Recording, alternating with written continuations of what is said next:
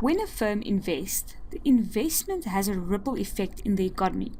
For example, when a businesswoman invests money in building a new office block, the following happens. Jason, a builder, receives 1,000 rand in wages. He then saves some of it. If his MPC is 0.8, he will save 200 rand, and the rest he will spend. So let's say he spent the rest, the 800 rand, at his local butcher, Ian. Ian receives the 800 from Jason. Ian also has an MPC of 0.8, meaning of the 800 he receives, he will save 160 rand. The rest, meaning 640 rand, he will spend. Let's say Ian pays the school fees for the local teacher, Ling. Ling is a teacher and gets the 640 from Ian. He also has an MPC of 0.8, meaning he saves 128 of the 640 and he spends the rest. So he spends 512 rand. And he pays Peter for local garden services. Peter then also saves some of the money and uses the rest. So the cycle continues until the last person saves all the money and does not spend any of it. Can you see the impact of the initial investment of the businesswoman, how it grew in the economy? The initial autonomous spending, in this case the investment, was spent more than once. So its impact was much larger than the size of the original investment. And that is the multiplier at work. The multiplier is the ratio between the eventual impact of the initial investment and the size of that initial investment.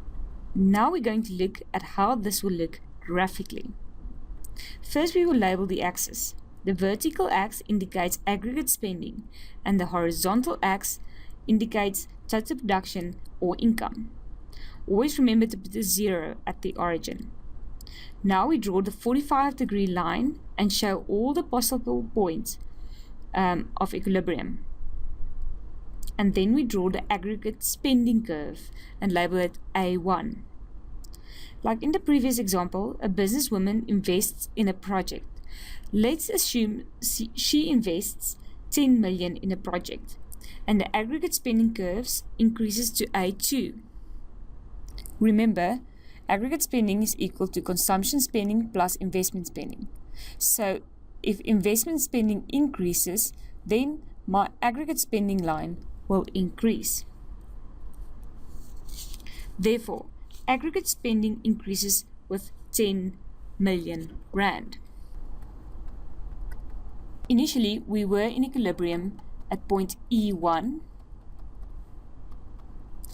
but after the increase of 10 million, we are not in equilibrium anymore. At this point, point A, total production is less than aggregate spending. There's an excess demand, causing inventories to decrease. Firms will see we are not in equilibrium and they will increase their production. Now we are on the 45-degree line. We are in equilibrium, but we are not on the A2 line anymore. So spending will increase until we are on the A2 line again. But now we're not in equilibrium because we're not on the 45-degree line. So inventories will decrease, producers will increase production until we are again in equilibrium. Now we are not on the A2 line, so spending will increase. And this will continue until we are at equilibrium E2, where we are both on the new aggregate line and on the 45-degree line, meaning we are in equilibrium. Can you see the multiplier effect working on the graph? How the effect of this initial 10 million increased as we went through the economy. So we can see that the initial investment had a much larger impact on the economy than the size of the original investment. And this is the multiplier at work. Did you see that the MPC had a vital impact on the amount each person would spend? Each of the actors in our first example had an MPC of 0.8, meaning they spent 80% of the income they received and they saved the other 20%. The higher the MPC is, the more every person will give to the next person, and the longer the cycle of spending continues, and the larger the impact of the initial investment. However, if people save a very big portion of their income and spend very little, then the cycle will not continue very long, and the impact of the initial investment would be small. Therefore, the size of the multiplier depends on the amount of their income that each person spends, meaning their MPC. So we can calculate the size of the multiplier by using the MPC. Let's have a look. We use the Greek letter alpha to symbolize the multiplier. The equation to calculate the multiplier is equal to 1 over 1 minus c.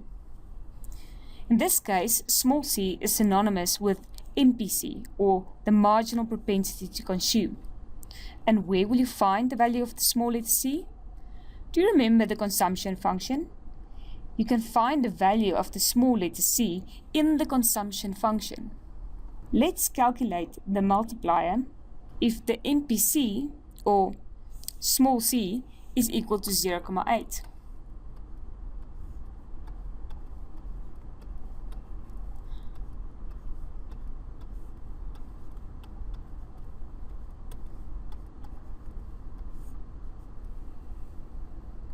This means that the increase in total income will be 5 times larger than the initial increase in spending. Let's draw the graph again with the aggregate spending curve. Now remember, in our example, there was a businesswoman and she increased investment by 10 million rand.